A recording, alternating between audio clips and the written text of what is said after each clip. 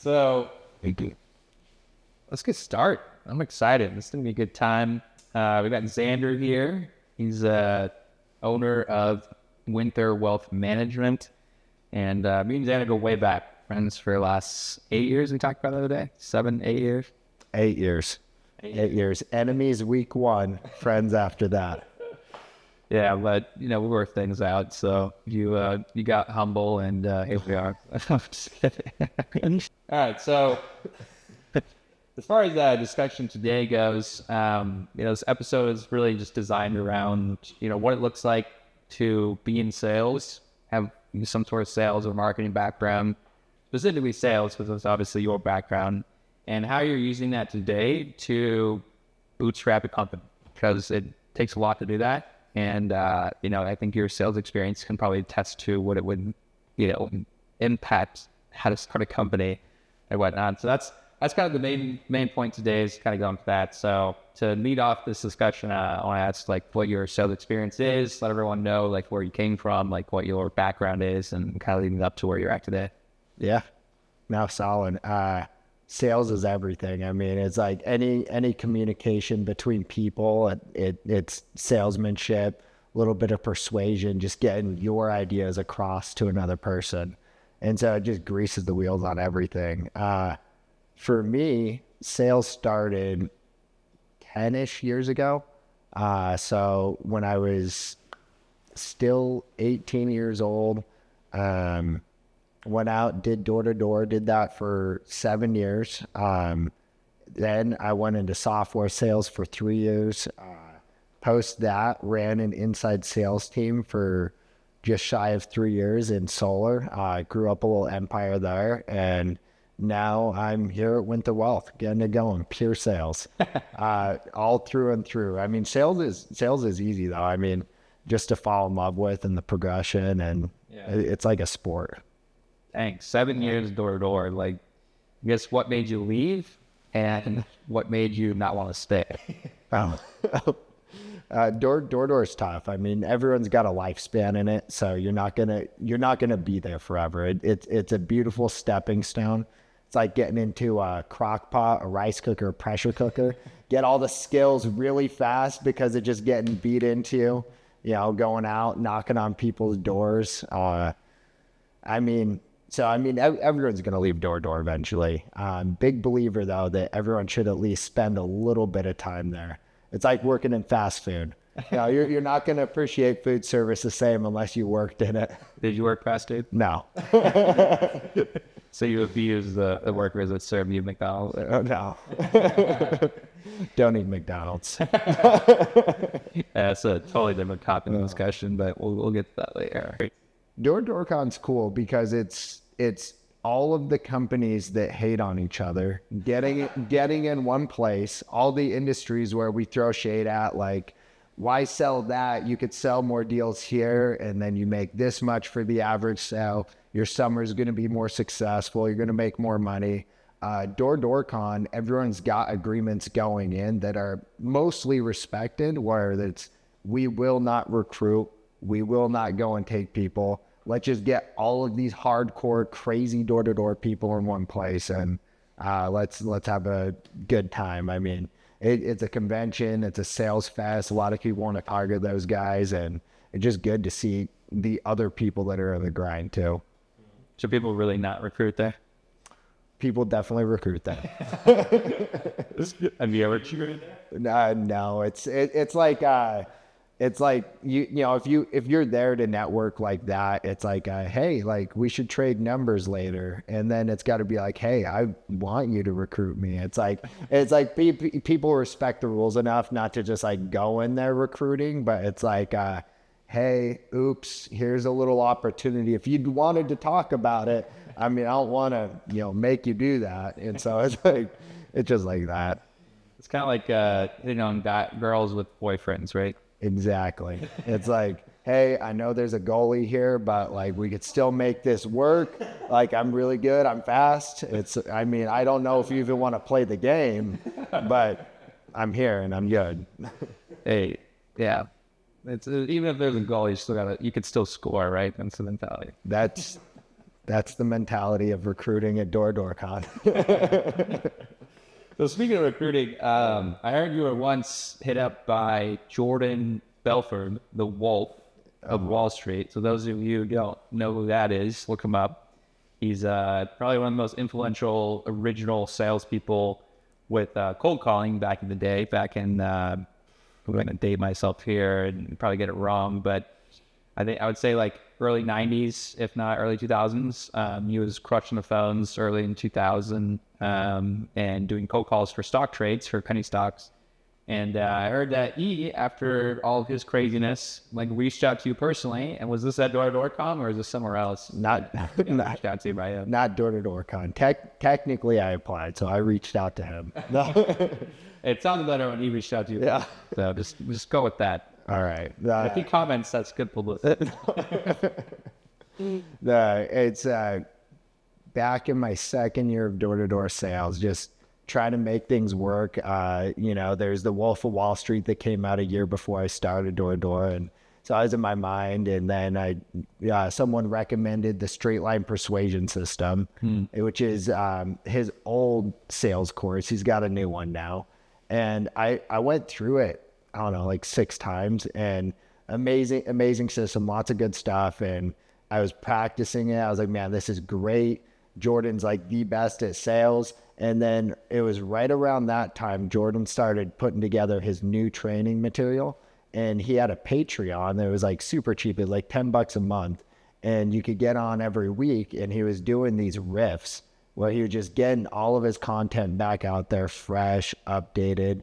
And so he's going deeper into concepts he hasn't gotten into before. And so me and a couple of my door-to-door buddies, we're plugging in on a weekly basis. We're interacting.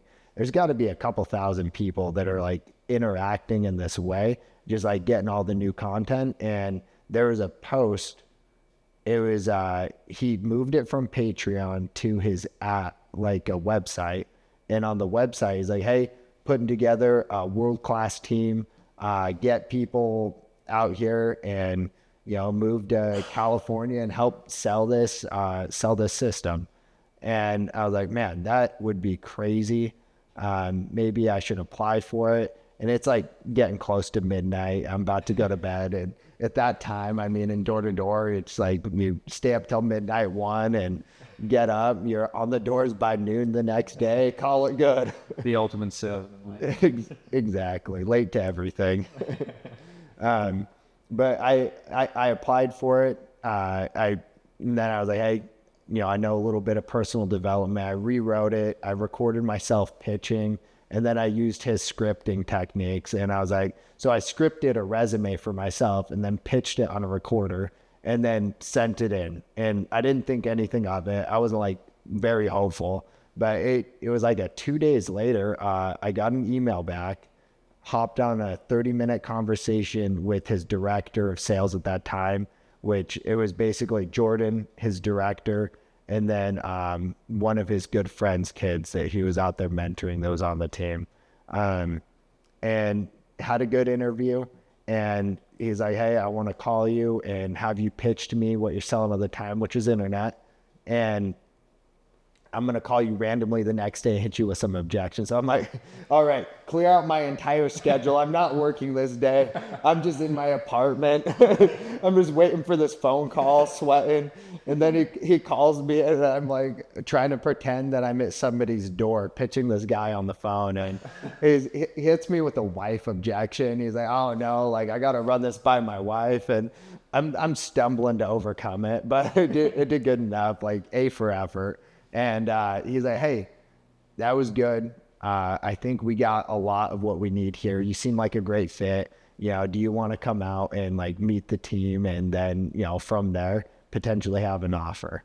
Wow. I was like, yes, 100%. He's like, only catch is you got to pay for your own flight out. It's not like a free ride to come out and meet Jordan. I was like, done. I was like, I don't even know what it costs. I'm pretty broke right now, but I will make it happen. And the next week I went out there. I'm expecting like some sort of group interview type thing. And the Uber from the airport that I pay for, I go get a couple energy drinks and then go straight there. Got to get caffeinated to meet Jordan Belfort. And I get to his house, and it's his house. It's this like 3-story mansion right on the beach of Hermosa. And I knock on the door, and someone steps out like, "Are you Xander?" I'm like, yes, I am. Like a butler. It felt good, someone knowing my name out there. They're like, We've been expecting you. I was like, yeah, of course you know my name. No. And he's like, hey, just be really quiet. Jordan's on a negotiation call right now, but come step in. And I go step in, and it's like a living room like this in the main room. It's in the corner is where he's doing his podcast. It's just set up in the corner. And he's on the phone negotiating down this price on, I don't even know what he was buying, but I'm sitting in his living room. I'm looking around. I'm the only person there that's not on the team. I'm in the couch. He's like, from me to there. I'm like, hey, be cool, act cool. Don't act like you're that big of a fan, but I'm like dying on the inside. And he's talking on the phone. He's like, hey, you better not screw me over. Like, I know people, and they'll tell me if this fee is not normal and regulatory. So, I mean, you tell me right now, you charge this to everybody? And he's like, all right, do it. Send the paperwork over then. All right. And then he gets off the phone, and that was a horrible impression, but talk to him for maybe like 20 seconds right there. He's like, hey, work with these guys. I'll talk to you later. And then he goes in the other room, and then his director comes in, and then his friend's kid is in there. He's like, all right, both of you guys work together. You've got 1 hour or like 30 minutes to write a script, and then we're going to be pitching it. And it's a script to capture people that went to go buy the program and then stop the sign up. So you had like a phone number, maybe a name. I don't even remember. I think it was just name and phone number. It's like abandoned lead forms, basically. Exactly. Abandoned lead forms. So we wrote this script just using some of the scripting stuff that's like very classic Jordan Belfort. And then we print off 2 copies of it.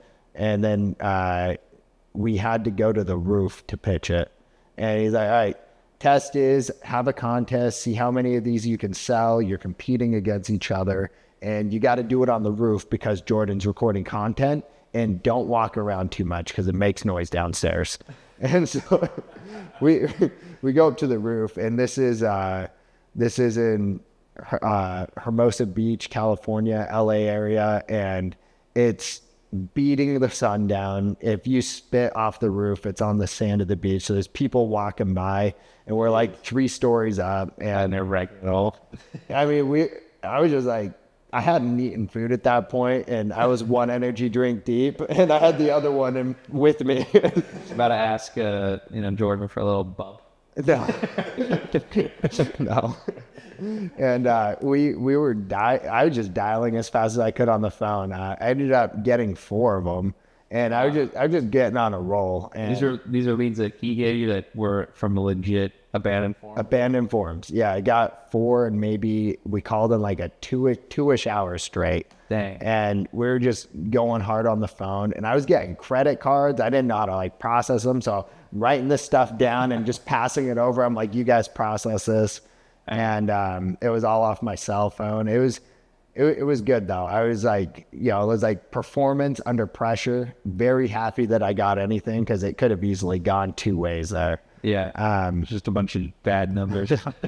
Yes. And we finished that up, and then we sat in the living room for maybe a little bit, having some conversations. And Matt, the director at the time, was like, hey, Jordan's ready to meet with you. I go into this side room with Jordan, and then it's just me, Jordan in the room. I've been there for like 5-6 hours and gone through this like rigorous test where I'm like sweating on the rooftop. I'm sunburnt at this point too.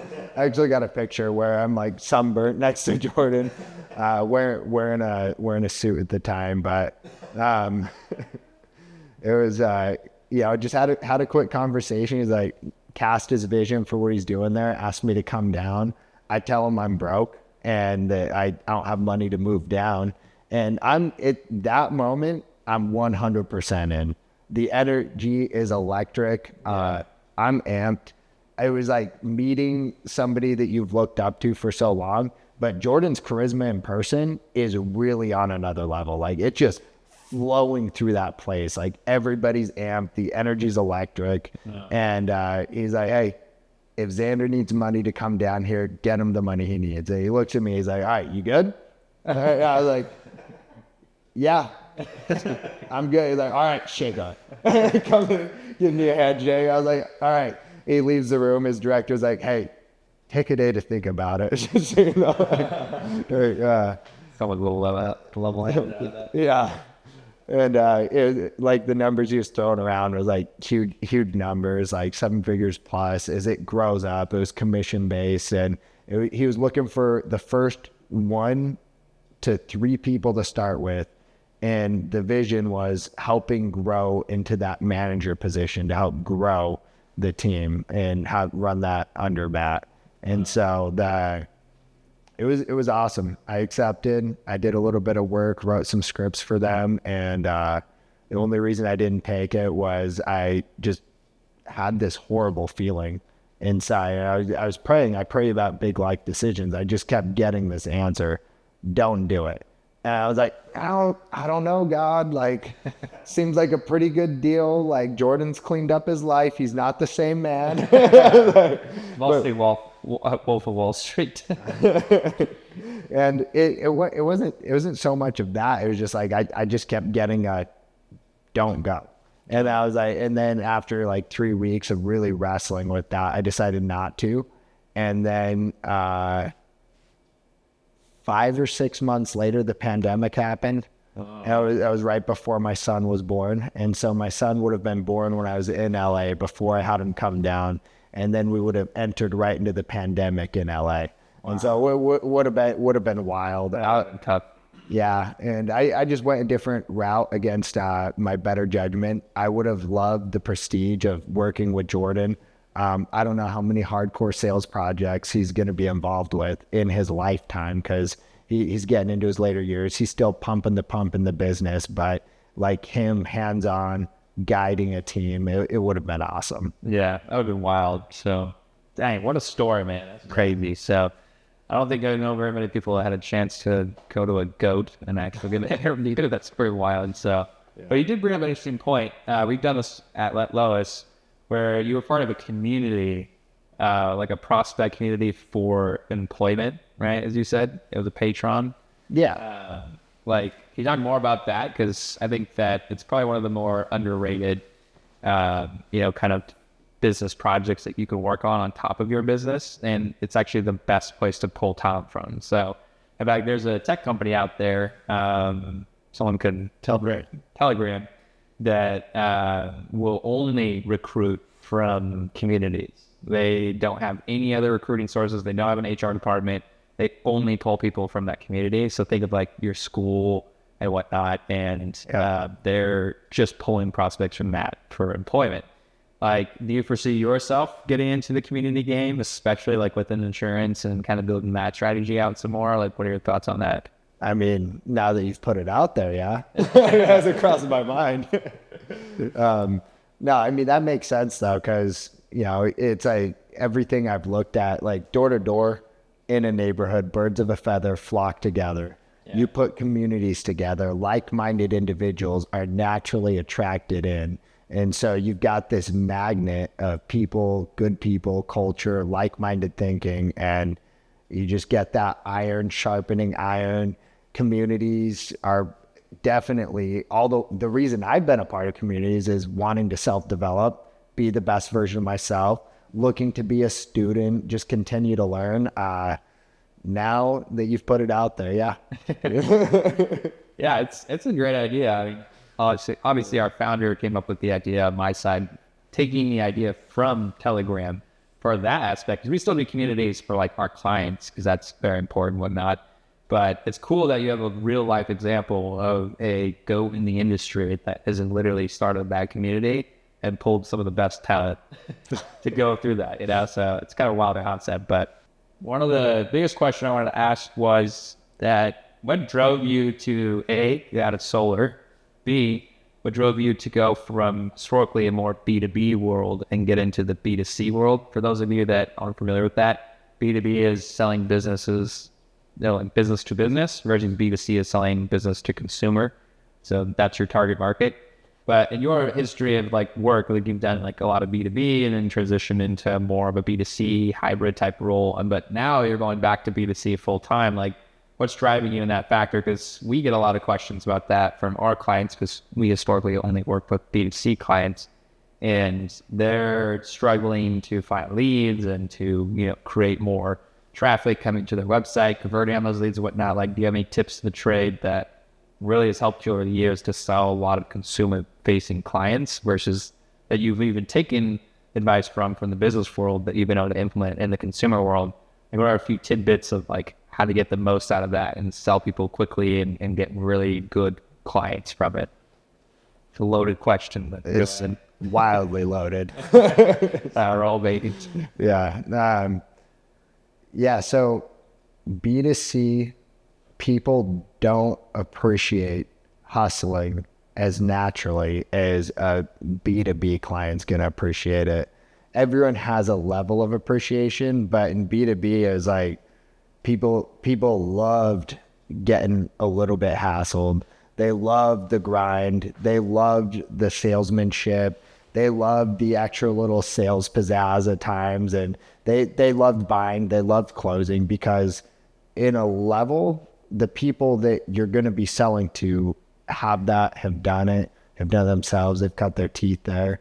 And when you're talking B2C, there's almost a level of disdain for part of that. You know, people have had poor experiences. If you sound like another person, they automatically put you in that bucket. In the B2B realm, it's almost like a lot more gracious when it comes out. You're still going to run into that for a certain level that you need to overcome. And so the level of authenticity that you need, other than just professionalism, is how well can you be yourself, connect with them, come across that you care, and give them a place that they can trust, all without being that classic hard-nosed closer. Because that's going to help open up the gate to a relationship, someone that they trust that's going to take care of them. That's going to open the door to referrals. B2C will not refer somebody to a place where they feel uneasy about the sales process. They have a great experience. They remember it forever. B2B, they have a great experience. It's one of many they've had. And so you give them a bad experience, it's just closing that door. And so it's the art of being more authentic and a little less salesy. And so at times it's like you're still using all of your sales methodology, your techniques, but it's not so on the nose. It's almost like just below the surface, but you're being a human while you're doing it. I don't know if that makes sense. No, it makes a lot of sense because, I mean, I've been on both sides of the fence. I've been a business owner that's bought things. I've been a consumer that's bought a lot of other things. Yeah. And it's funny you talk about the experience of a B2C person, like a consumer, because there's so many more bad experiences than you have ever good experiences. Everyone's gotten burned by a sleazy, greased up salesman. So not that you've ever been that guy before. I'm an easy sale. I've been burned by sleazy salesmen too. I think we all have at some point about that one thing that we should have, you know. So, but obviously in the business that you're in now, you know, you need some of that repeat customers. You need some of those long-term relationships. So like, it makes sense that you're so focused on the long run of like having a good experience, but it really creates those like, you know, clients that are ones that are going to stick with you for a while. So, but cool. Another question here is, you know, Josh and I create courses, and one of the courses that we're creating right now is about how to create 6 figures in your job. Obviously, you've had a lot of those, and you've done pretty well for yourself. Like, what are some pieces of advice for somebody starting out today that makes, I don't know, 30 to 50K a year, that wants to make more, that wants to go down the route of sales, operation, and marketing, which you've done all 3 of those to date and different various roles and whatnot. Obviously, sales being the primary one of that. But if they're going down that journey and they don't know where to start and they are just looking for some sort of like initial start within that avenue, like what's that piece of advice that you can give them to be like, hey, if you stick to this schedule or you stick to this, you know, consistency, and you keep doing that for an extended period of time, you will eventually land that 6-figure job. Like what can you kind of give them as like a tidbit for that so we can use that for later? Read books, read books, read books. Specifically yours, right? The one you wrote. No, I've not written a book yet. I'd love to one day though. Like expanding your mind, because if you really think about it, where other people are people, if one person's done it, another can achieve it. Typically, like obviously there's like freaks of nature in sports where it's unreplicatable. There's freaks of nature in the sales world where it's almost unreplicatable, where they just naturally have this ability. But you look around, it's not just those people succeeding at that level. So I'm a huge believer in expanding your mind through development. And most people, we don't have a network readily available to us of really high net worth earners who are going to sit down and mentor you one-on-one, help guide you through that level, hold you accountable. So the accountability is on you, and we all have instant access to those minds through reading books. And you've got like 10, 20 years of experience jammed into 200 pages, and you can just glean so many insights there. So reading books is huge. I remember that in the first book I read, Brian Tracy and The Psychology of Sales, it was like, hey, you'll get better and do better and grow your value as a person. And then, you're going to do that through like seminars and books. And I was like, oh, that's cool. I'll do that. And I remember I was in door to door, and I was like wanting to quit every summer, going back, deciding to be a manager, recruiting teams. And then like, man, this is tough. And it was like 3 or 4 years later, I'm like, man, this sucks. It's so hard to get ahead. I am reading more books than the people around me by far. I am choosing to consume more content online. It's like, I'm choosing to go into these courses like the Jordan Belfort course, and I am just not getting that break. Was it a lie to invest into myself and grow it? And it, not even a year later, it was, I just had a hard recommendation, like, hey, leave door-to-door sales, the thing and go and try this other thing in software sales. And I started to get paid really quickly what I was worth from all those hardened years of like skill sets. And it wasn't because the other company was like, oh, you've read all these books. It was because I had all of these methodologies, these systems, and I had learned some of the hardship to where it's like you plug into a company and you fully apply yourself and you start succeeding, getting some success, and you can move up these ladders really quick. You just got to outperform the people you're competing against. Makes sense. Yeah. So would you say that companies want to pay their employees 6 figures if they offer the correct value?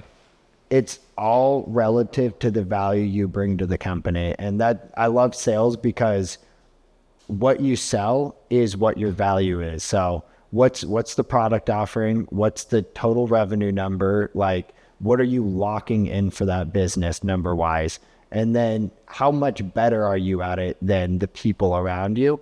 And then that equates directly to your value, because you'll find, maybe they don't do it day one. You hold your value, you have a conversation about it, and things can happen. Or if you ever attempted to leave a place like that, they don't want you to leave. All of a sudden, they're going to start paying you what you're worth at that point.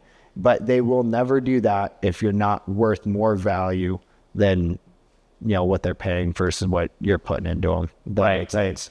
That makes perfect sense. Yeah, I think sales is probably the easiest way to quantify someone's value, because it has such an immediate impact revenue. Yeah, that's all we are, as numbers, as salespeople. Feelings aside. Yeah. I mean, now that you're on the flip side of the business owner, though, you're probably seeing a lot more of the quantification, if that's a word, of operations, marketing, that doesn't necessarily have a direct correlation to revenue in the door, but it does in the long run as far as like overall revenue at the company, right? Yeah, I mean, I like to look at it as in like how much money's going out the door, and then what can it lead to?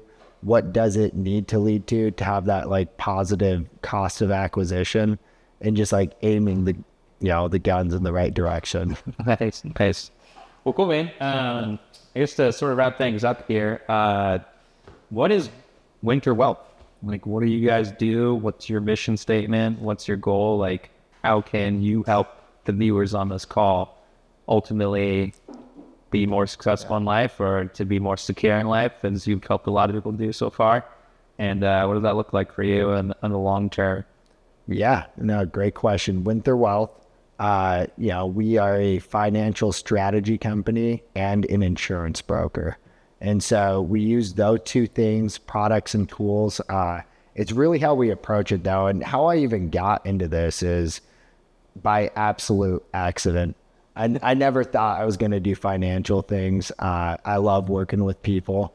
I love making an impact. And, when you're talking about numbers and stuff, I wasn't always the fastest in numbers in my early 20s. And by my late 20s, I'm like, all right, I'm starting to get real, quick with it. It's just, keep adding on. And I found a lot of passion in being able to empower people from a perspective of financially, because I come from a place of not being financially educated. I'm not sure where to put my money to have compound interest, and let alone tax advantages in the long run. And how do I get money to put over there to grow when I'm living closer to paycheck to paycheck? It's hard to save up more than $10,000. We've got strategies for families, young families, where that's their exact situation, maybe 40, 50K. And then we can do a little bit of equity management with them with the power and magic of compound interest. And you can take that family, if they're accountable, and you could get them to 500,000 to $1 million within your first 8 to 15 years, depending on what they're willing to do at that point. And that's without just outlaying all of their money and living on ramen. And then you've got older folks where they're in this big old tax trap. They got their money in their 401ks and their IRAs, and when they go to take it out, all of a sudden a third of it's gone. That's where the financial strategy comes in, because it's how do we safely, strategically get that money out of there? And then let's get them in a position where that's not going to happen anymore. That money can continue to grow, and it can grow tax-free. You can access it tax-free, and we can resurrect tax deductions, so they're not just getting hammered, getting that money out of there. And so that strategy, and using the advantages of an insurance contract, getting all those tax-free advantages built into our tax code, I was like, whoa, I've got parents, I've got young friends, I know families. I wish I knew this 10 years ago, and I love these conversations. And so I was surprised to find passion in that. I didn't think I would. I love it. It's energizing for me. I wouldn't think numbers are an energizing thing to talk about, but when you're talking about dollars in somebody's life and then getting them into a place where they can experience abundance and not that sinking underwater or just not knowing or thinking about the future, right. There's magic in that. And then there is a lot you can do in that world too. And so that's what Winther Wealth is. We work with people to help them get into a better place financially, so that way they can focus on their life and grow in abundance. That's awesome, man. Yeah, it definitely needed in this economy we live in these days. So yeah, if every dollar you can make have like a legit mission that's going to help you in the long run, it's just good. So like scaling the company, like what does that look like real quickly?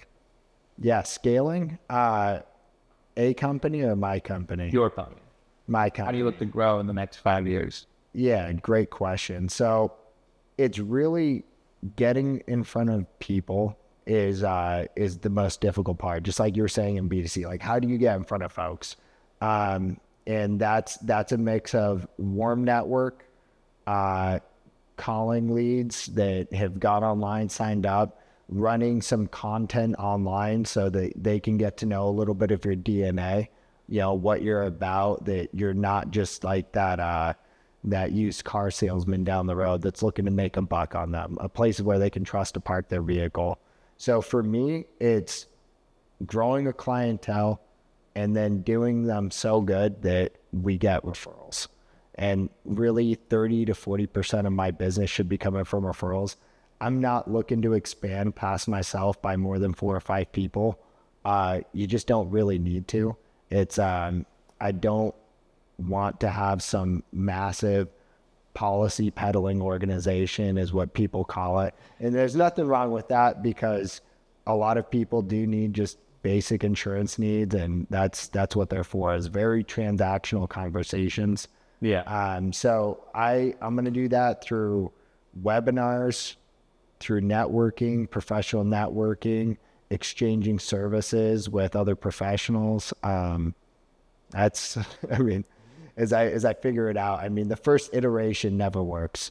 And so that's one thing I've learned is what I think now to get there is going to change 4 or 5 times the next year. But that's business. I mean, it'll work. Yeah, it'll work. Yeah. Keep chipping away at it. So, I mean, you mentioned referrals. You obviously got to get first customer to the door. Like, we have a lot of small startups or just startups, bootstraps, and just tiny companies that are probably watching this right now that have a question of, how do I get those initial customers to then get referrals? Like, what's your strategy with that? It's like, because, you're in the early stages of a startup, you probably won't be there very long, but you need to still get traffic in the door. Like, what are your strategies from that? Yeah. I mean, who do you know right now that you could add value to that you don't want to bring that conversation up to? You could go quickly, just like, take some caffeine and then hit a list, make a list, write it down. Who do I know? And then who do I know that knows other people that I should be talking to? And then boom, you got 30 people, 50 people, more people than you even think you would. Right. And then you just have a conversation. You're not calling people to like hard nose them. You're like, hey, this is what I'm doing. This is how I can add value. I could do this for you. I could do this for people do you want to have a conversation about it? And that's the initials on the warm network. And then you just keep continuing that. I mean, if you care about the clients, you can add value to the clients. It's you've really got no excuse on not getting in front of them and giving them a good experience. I mean, shame on you if you're not equipped to do that. So yeah, I like that. Definitely giving people a good experience is the best approach for sure. So I mean, one of the questions we get asked all the time, we build websites, obviously, as you know. As I do. Is how do you get people to your website? What is your strategy on that front? And that'll be the last question to wrap things up here. Yeah, good question. Right now, I'm not driving that much SEO to my website.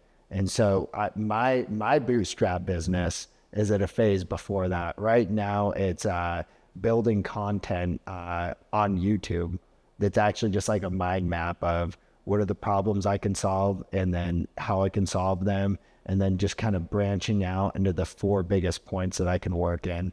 And that's where Let Lois really helps me out. I'll give a shameless plug here.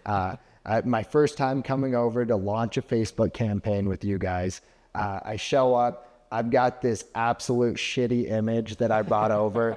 I'm like, Josh asked me, he's like, hey, just come over with an image, know your target audience. I'm like, okay, I know the target audience, and I'll bring an image. I get it from an AI generator.